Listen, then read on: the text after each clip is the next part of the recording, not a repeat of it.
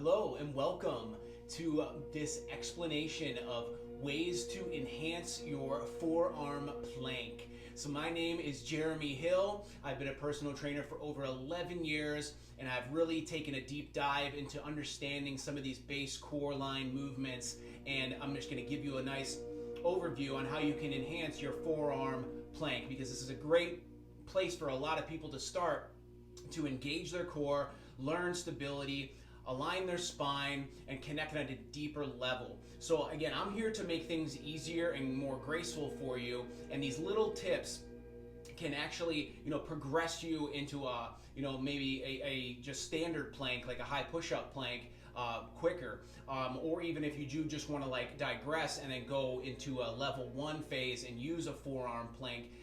Using these little tips and clues of how to align your body, engage certain muscle groups, and see where you're at is going to take you into the next realms of more core training, right? This is a great starting place for people, but obviously we don't want to just do planks. But planks are great for anybody of any fitness level, and the forearm plank is usually where we start. So, again, running commercial gyms over the past 10 years and stuff like that, kind of being observant and seeing a lot of people do these forearm planks, it's all great. But there's a couple things that you can keep in mind that will enhance your plank. So just to kind of give you a quick demonstration of how to perform a forearm plank, okay? So we're gonna kind of set ourselves up a little bit more proficiently and start actually standing. So we're gonna start in a standing position, and then all we're gonna do is just kind of find a forward fold.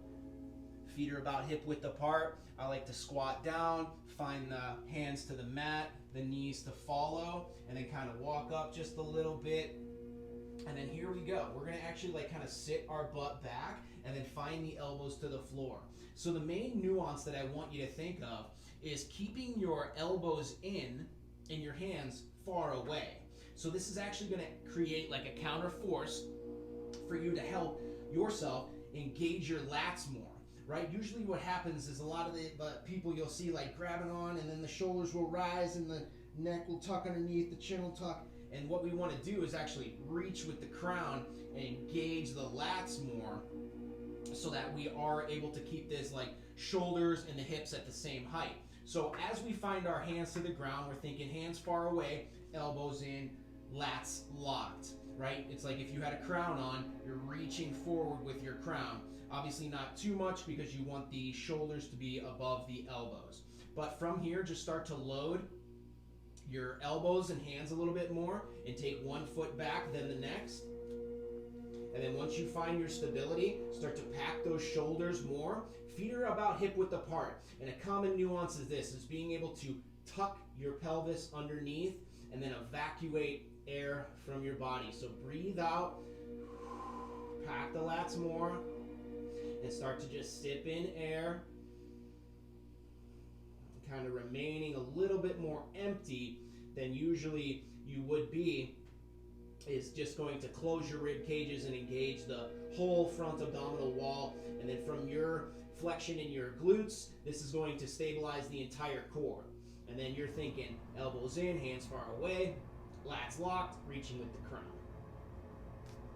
Good. So just bringing the knees back underneath the hips, pushing up, coming out of it, and just again relaxing a little bit into this seated position here, so that we can again talk about how these forearm planks can progress you into more core strength. So what you can do is just I'll even show you here, because maybe it's hard to see when I'm the other way, but a lot of people will kind of come here with their hands, hands in, elbows far away. We want the elbows in, hands far away, so that you can grip with the floor and then pack the shoulders more. So we want to keep our elbows underneath the shoulders, hands are about eye height, right? And packing the shoulders home, reaching with the crown, tucking the chin, breathing out.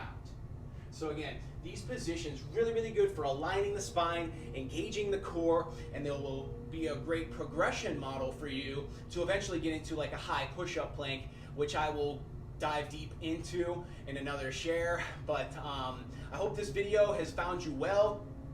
these quick demonstrations, and you can even try it on your own. I'll even do like a little kind of prep and setup again without the verbiage behind it, so that you can just see how to line yourself up and execute. So here we go.